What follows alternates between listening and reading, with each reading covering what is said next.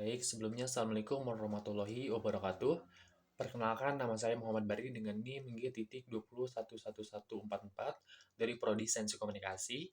Di sini saya akan memaparkan pembahasan dari Jurnal Psikologi Evolusioner atau kerangka kerja untuk riset komunikasi strategis. Nah, yang pertama, saya akan menjelaskan terlebih dahulu tentang psikologi evolusioner. Nah, psikologi evolusioner menyatakan bahwa pikiran manusia itu terdiri dari mekanisme kognitif yang berevolusi, yang berkembang, kemudian melalui evolusi atau bisa disebut evolusi itu adalah sebuah perubahan pada sifat-sifat terwariskan suatu populasi atau organisme dari satu generasi ke generasi berikutnya. Nah, yang kemudian melalui seleksi alam atau seleksi alam itu adalah sebuah pemilihan yang ada di dalamnya, yang akhirnya kemudian mekanisme ini berkembang untuk memecahkan masalah lama di lingkungan leluhur manusia. Kerjasama dalam komunitas suku pemburu dan pengumpul kecil yang mencari makan, dan penggunaannya untuk mendapatkan keuntungan reproduksi. Nah, yang dimana dalam 25 tahun terakhir ini, psikologi evolusioner telah berkembang sebagai pendekat baru untuk berpikir tentang pemikiran manusia terstruktur baru-baru ini. Nordhaus menyerukan sintesis yang konsisten di bidang komunikasi strategis, yaitu adalah untuk menghubungkan kembali penelitian komunikasi strategis disiplin HIP-BIRA yang berkembang pesat dan relevan seperti ilmu kognitif dan psikologi.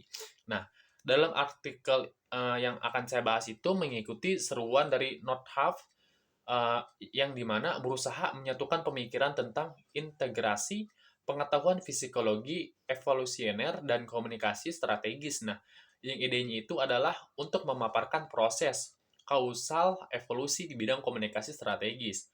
Dan dengan demikian menawarkan penjelasan mengapa dan bagaimana komunikasi strategis didasarkan pada psikologi manusia. Nah, dan mengapa, bagaimana cara kerjanya. Meskipun prinsip-prinsip teori evolusi telah lama dianggap terbatas pada bidang biologi, kemudian ada juga menurut Spitzer dan Schelfeld, di mana modul kognitif itu yang berevolusi merupakan adaptasi terhadap berbagai fenomena yang ada menghadirkan masalah atau peluang di lingkungan leluhur. Nah, definisi komunikasi strategis dari Holthausen dan Jeff Fass itu adalah sebagai praktik komunikasi yang disengaja dan bertujuan dilakukan oleh agen komunikasi di ruang publik atas nama intensitas komunikatif untuk mencapai tujuan yang ditetapkan.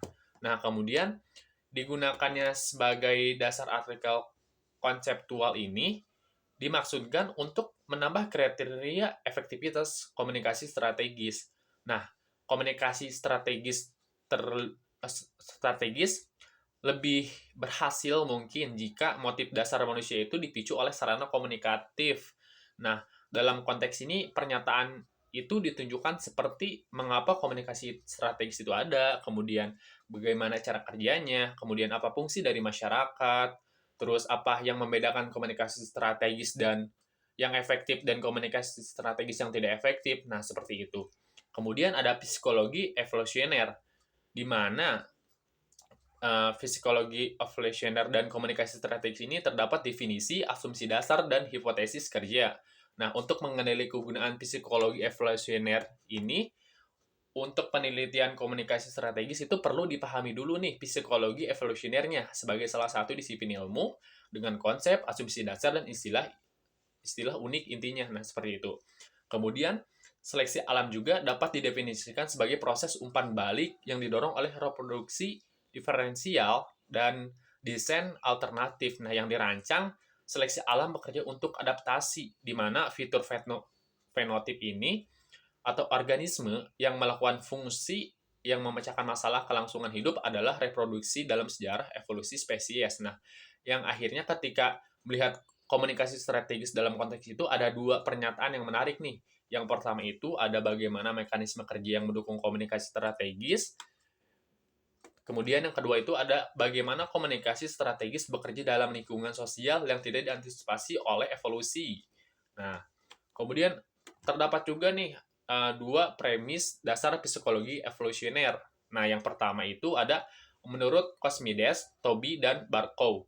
Nah, bahwa ada sifat manusia nih universal dengan batasannya, bahwa universalitas itu ada terutama pada tingkat mekanisme psikologis yang berkembang, bukan eh, perilaku budaya yang diungkapkan, namun demikian itu budaya yang dihasilkan dengan bantuan mekanisme psikologi universal. Nah, yang kedua itu ada mekanisme psikologi yang berevolusi adaptasi yang dibangun oleh seleksi alam waktu evolusi sejauh ini. Kemudian evolusi melalui seleksi alam adalah salah satu prinsip alami yang diketahui yang memunculkan keteraturan yang meningkat dan bukan menurun. Kemudian intinya adalah untuk melakukan sebuah penelitian dalam komunikasi strategis itu dengan pola evolusioner itu kita tuh harus berasumsi bahwa ada beberapa modul di otak manusia itu yang bersangkutan dalam arti luas itu adalah komunikasi dalam lingkungan sosial. Nah, seperti itu. Untuk menerapkan psikologi evolusioner ke bidang komunikasi strategis itu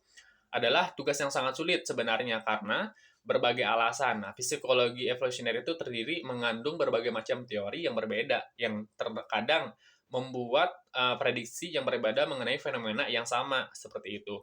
Kemudian singkatnya itu adalah psikologi evolusioner itu mengusulkan bahwa pikiran manusia yang berhubungan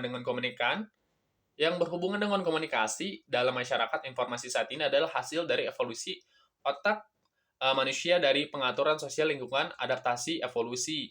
Nah, masalahnya itu yang dihadapi manusia saat ini adalah di mana proses oleh mekanisme kognitif yang dibentuk dalam lingkungan masa lalu yang sangat berbeda sehubungannya dengan masalah yang berbeda yang kita hadapi saat ini, seperti itu. Kemudian komunikasi strategis itu memicu atau mendasar dengan memancarkan isyarat yang jelas bahwa pada abad ke-21 modern saat ini nih berbeda dengan lingkungan spesies yang kita evolusi gitu kan. Banyak fenomena komunikasi modern dapat dianggap sebagai mekanisme psikologi yang tidak cocok bahkan berkembang di era EEA ini gitu kan. Kita yang sekarang menghasilkan hasil yang sama berbeda dengan apa yang dirancang oleh seleksi alam di masa lalu seperti itu.